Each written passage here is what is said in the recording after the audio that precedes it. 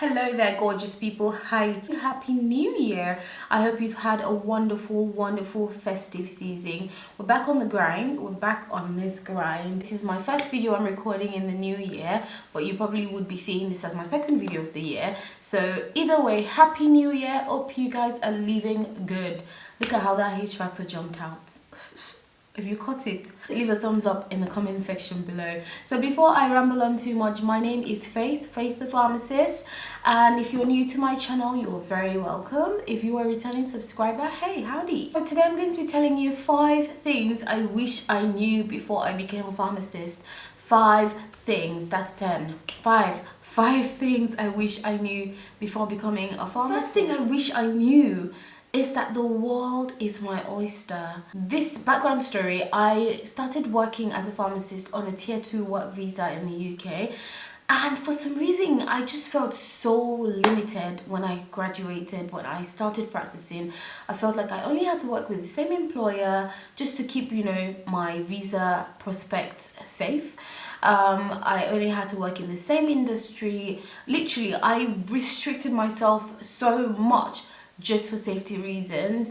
It took me a good 3.5 years of practice before I decided that I wasn't going to limit myself to, going through whatever I was going through just because of a work visa. If one person was offering a work visa, I'm sure there'll be so many other people offering work visas, and I decided to pull myself out of my comfort zone and start to look for new jobs. And guess what? I found a lot of jobs that were offering work visas in community, in hospital, in industry, in so many places that required pharmacies. There were so many jobs that I could have gone for in the beginning if I wanted to, but for some reason I just felt so limited. So that's one thing you shouldn't do to yourself. As soon as you start practicing, do not feel like where you started from is where you're going to end up. Do not feel like where you started from is where you have to be for a long time. Let me even tell you something. I came across my goals that I wrote, I think, in 2019 or so. In my wildest dreams, I only imagined that I could be a manager and I could take over this company that I started working for, and I could just be a household name, having my 30 years of service badge, let everyone know that I've worked here for so long and I've done this, that and the other. It was a nice goal to have, don't get me wrong. It's nice to have longevity. It's nice to be in one company where your reputation becomes well known. It's nice to serve one company for long enough that they recognize you. Do you get? But for some reason, I don't know why, in that time period I could not see past that. So you need to open your eyes. You need to speak to people, network, do some research, find out things, go locuming, have conversations. Working as a pharmacist can be isolating, but if you go about networking with other pharmacists, you will find out so much more about being a pharmacist than you would know isolating yourself in this one job. So there's so much you can do, especially nowadays where literally there are so many job roles and job opportunities popping up here, there, and everywhere. Even on social media, that's a career for a pharmacist. So if that's you, if you fall into this category when you're feeling like, you can only see yourself in this little bubble, you're struggling to see yourself there, take it from me, who's come out of my bubble. There's so much else out here. There's so much. Being a pharmacist opens you up to so much. Next thing that I wish I knew before becoming a pharmacist is that not all that glitters is gold. Not all jobs are what they seem. What do I mean by this? So you see job postings online, right? You look at all the nice, lovely job adverts. You apply for them. You just feel like this is my dream job, or what they've written here, what they've spoken to me about in the interview is just going to be such a dream. It's going to be easy breezy. A lot of the time, these employers who are putting up these job adverts and doing the interviews, they're wrapping up a really rubbish job role in very fine wrapping paper, putting a bow on it, putting it online, and you see it and you think, oh my god, this job is mine. I'm going to be so happy here. You need to always go into a new job with a pinch of salt. So the second thing I wish I knew is that you can say no. no, like no, like honey, I won't do it, like honey, no, nope, nope, nope, I can't do it, I won't do it, I don't want to do it, everything. No, you can say no. You don't have to be a yes girl or a yes boy or a yes man. You don't have to just say yes to everything. You need to be able to think deeply and understand what is being asked of you, and understand if it's something that's within the remit of your profession, within your personal remit, just within everything. Just make sure that whatever you're being asked to do, you're comfortable doing. I'm going to give you an example. So when I started practicing, I was a relief pharmacist, and I was that pharmacist that they love to send everywhere because I wouldn't say no. They can send me to go in the sky to work tomorrow, I wouldn't say no. They could literally tell me in the middle of my shift today that tomorrow's shift I have to start at this time that I hadn't planned for, and I wouldn't say no. I would just do everything, and oh, it was nice because they loved me. Everyone was like, oh my god, she's that pharmacist, we really like her, da, da, da, da, da, da. But a lot of the time I wasn't actually comfortable doing a lot of the things that I was saying yes to. So it took me a while for me to realize that people are saying no and they're not getting shot for it.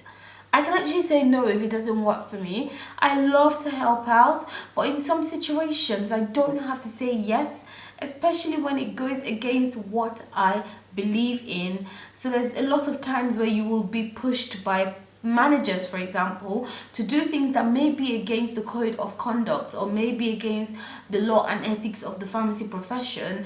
You need to be a pharmacist in that instance and think constructively. Is this something that I'm happy for to happen under my supervision? If it's not, say no. You don't have to say yes to everything, and even if you just don't feel like it, and it's okay to say no, then you can have a conversation as to, okay, what's the other option, what else can you do, either as a team or as an individual. So yes, it's okay to say no. No one's gonna kill you for it. Third thing that I wish I knew before I became a pharmacist is that your colleagues are not always your friends. Now notice I didn't say your colleagues are not your friends. I said not always, because actually you might find the odd colleague here and there that you can trust. You might find the odd colleague here and there that you can rely on. So don't just write off everyone off the bat. Don't just, rule out everyone. If you're familiar with pharmacy practice, especially community pharmacy practice, it's quite, as a pharmacist, you're working in isolation, but then you work with a team. In your team, you're working in a really, really, really small space. I'm talking very small. It's quite intimate. So you tend to have lots of conversations, especially if you work with the same people every day for a long period of time. You tend to have conversations where you might actually end up delving into your personal life. Now, before you start having those conversations with your team members or the people you're working with, I'm very jovial and I like to just, chat, to just it makes the day go by faster. It creates a light environment for everyone to work with, like a lightheartedness. But understanding the boundaries when you're speaking to certain colleagues is really important, because some colleagues are not your friends, and unfortunately I learned that the hard way. Some colleagues are not your friends. So you need to first observe your colleagues, understand who they are and what they stand for, understand what levels you're willing to go, and if you decide to divulge certain information to them, make sure that you feel 100% comfortable to divulge it before you open your mouth and spill. Otherwise, they're going to get you in trouble. They will get you in trouble, or they'll use whatever information you've told them against you, and you don't want that, because you're going to be working with these same people every day, literally in a small space, and there's going to be so much tension in the air if something's gone wrong. So just make sure you don't mix too much personal information, and you just be careful. Some colleagues are from the pit of hell. You heard it from me.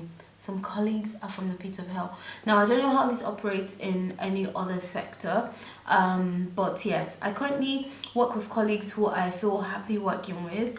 Well, I've had experiences of colleagues who I would absolutely keep all my personal details to my chest when I am with them, because, oh, bloody hell. Fourth thing that I wish I knew before I became a pharmacist is that you have to toot your own horn. You have to toot your own horn. And to do this, you need to find the right people to toot them to. Don't just sit down in your dispensary or in your office and just be rambling on to everyone about what you do. Toot your own horn to the right people. So as soon as you start a job, try and identify the key people in that job that can make moves for you when moves need to be made. So be it your area manager or your lead pharmacist, if you've got more than one pharmacist on the team. There could be many different people who can make moves for you when moves need to be made. Make the right relationships with these people. Be cordial with them, understand them, and build that relationship with them, because when it's time for people to speak up for other people, they're the ones who will be in the room when conversations are being had that might pertain you, and they would have to speak up for you. So to these people, remember to keep reminding them of your prowess. It sounds like bragging, but yeah, it's actually bragging. Like, just work hard, and when you're talking, make sure you highlight your achievements to these people, because at the end of the day, these people will be very instrumental in ensuring that your stay in that job is great and you feel fulfilled and you are happy at that job. So make the right relationships and remember to toot your horn to those people. Learn that the hard way, guys. Learn that the hard way. Fifth and final thing that I will be saying that I learned, and this one I just want to put this out there, especially to newly qualified or aspiring pharmacists, is that despite all the negativity that's out there about the pharmacy profession, because I feel like if you put 10 pharmacists in a room and you ask them about what they feel about the pharmacy profession, there's going to be lots of negativity. For many reasons, which I will touch on in another video. You can still enjoy your career despite all of these. You can enjoy your career, you can enjoy being a pharmacist, you can enjoy and have a fulfilling career as a pharmacist. There might be ups and downs throughout your journey as a pharmacist, but you can still enjoy that career. You can still enjoy your career. It doesn't have to be negative, it doesn't have to be difficult, it doesn't have to just be terrible. You can still find joy in this career, especially if it's something you're passionate about. Hold on to your passion and don't let the world steal it from you. Make sure that you just remain positive, because it might be tough sometimes, but that passion is going to see you through. I hope you've enjoyed this video, and before I sign out of this video, this year I'm going to be doing a series of learning from my mistakes as a pharmacist. So in my years of being a pharmacist, I've had my fair share of mistakes. And mistakes, I'm talking about ethical dilemmas, professional dilemmas. I'm going to be highlighting them in individual videos. I will be launching my coaching services. I'm going to leave my email address on the screen. Send me an email so I can keep your email in my mailing list. And then if I have any interesting information or important information to share, I can send them to you. But send me an email to this email address that pops up on the screen if you want to know when the link to my coaching services drop, and if I have anything exciting to share. Thank you so much for coming to my channel. Thank you for watching this video, and I'll catch you guys in my next one.